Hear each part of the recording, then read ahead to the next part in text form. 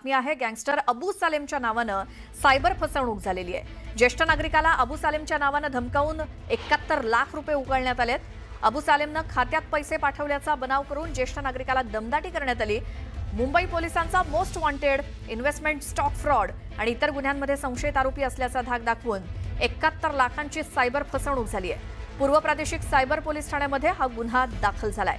ही फसवणूक नेमकी कुठे कशी झाली आहे या संदर्भात माहिती घेऊयात। आमचे प्रतिनिधी प्रशांत बाग आपल्या सोबत आहेतच। प्रशांत, काय याबद्दल माहिती? खरं तर सुप्रीम कोर्टानं सुमोटो सुद्धा जितक्या सायबरच्या डिजिटल अरेस्टच्या ज्या सगळ्या केसेस आहेत त्या सगळ्या वर्ग करून सीबीआय कडे तपास हस्तांतरित करावा याकरता पाऊल टाकलं। कारण या दररोज गुन्ह्यांमध्ये वाढ होत आहे।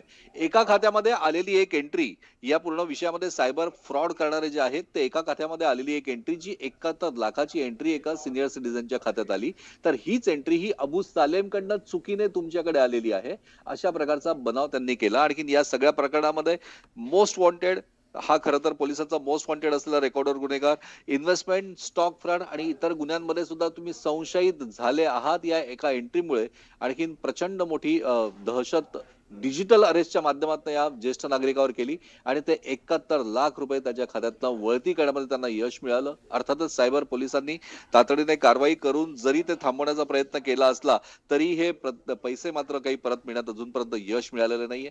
पण आता या सगळ्या प्रकरणामध्ये वेगवेगळ्या प्रकारे आपल्या खात्यात आलेल्या एंट्रीचा उपयोग वेगवेगळ्या डॉन म्हणजे दहशतवादी संघटना, दहशतवादी गुन्हेगार या सगळ्यांचा नावाचा उपयोग करून जो पैसे उकळण्याचा प्रकार सुरू झालाय हा खरोखर धक्कादायक आहे। न्यूज 18 लोकमत सातत्यानं आवाहन करत आहे की अशा प्रकारच्या कोणत्याही फेक कॉलला बळी पडू नका।